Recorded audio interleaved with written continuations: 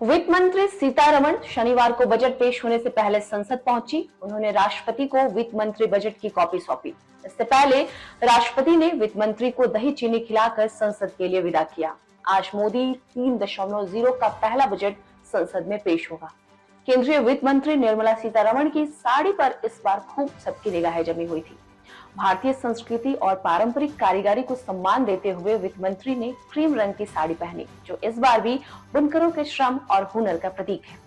वित्त मंत्री ने मधुबनी कला को प्रस्तुत करने वाली साड़ी पहनी है। दरअसल केंद्रीय वित्त मंत्री निर्मला सीतारमण मधुबनी कला और पद्म पुरस्कार विजेता दुलारी देवी के कौशल को श्रद्धांजलि देने के लिए साड़ी पहन रही हैं। दुलारी देवी 2021 की पद्मश्री पुरस्कार विजेता हैं। जब वित्त मंत्री मिथिला कला संस्थान में क्रेडिट आउटरीच गतिविधि के लिए मधुबनी गई तो उनकी मुलाकात दुलारी देवी से हुई और बिहार में मधुबनी कला पर उनके साथ विचारों का सौहार्दपूर्ण आदान प्रदान हुआ। दुलारी देवी ने वित्त मंत्री को साड़ी भेंट की और बजट के दिन इसे पहनने के लिए कहा। बीते दिन प्रधानमंत्री मोदी ने बजट को लेकर कई संकेत दिया था। प्रधानमंत्री नरेंद्र मोदी ने महिलाओं के अधिकारों और उनके सम्मानपूर्वक जीवन को सुनिश्चित करने की आवश्यकता पर बल दिया है। उन्होंने संकेत दिया कि इस बजट में नारी शक्ति के सशक्तिकरण को केंद्र में रखते हुए कई महत्वपूर्ण निर्णय लिए जाएंगे। प्रधानमंत्री मोदी ने यह स्पष्ट किया कि पंथ और संप्रदाय के भेद से ऊपर उठकर हर महिला को समान अधिकार और सम्मान मिलेगा। बजट पेश होने से ठीक एक दिन पहले प्रधानमंत्री नरेंद्र मोदी ने सरकार के दृष्टिकोण को साझा करते हुए संकेत दिए कि इस बार गरीबों, मध्यम वर्ग और महिलाओं के लिए नई योजनाओं और पहलों की घोषणा हो सकती है। इससे आम जनता में बजट को लेकर उत्सुकता बढ़ गई है।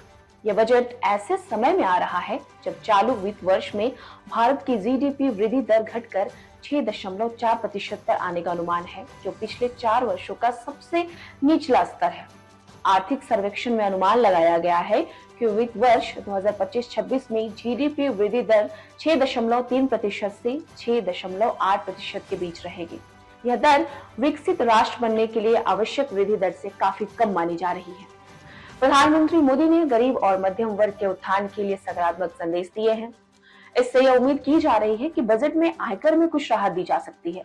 विशेष रूप से निम्न मध्यम वर्ग को कुछ छूट मिलने की संभावना है। आर्थिक सर्वेक्षण में यह भी चेतावनी दी गई है कि अमेरिकी स्टॉक मार्केट में किसी भी प्रकार के बदलाव का असर भारतीय बाजार पर पड़ सकता है। इस संदर्भ में नीति निर्माताओं को सतर्क और रणनीतिक रूप से तैयार रहने की आवश्यकता होगी।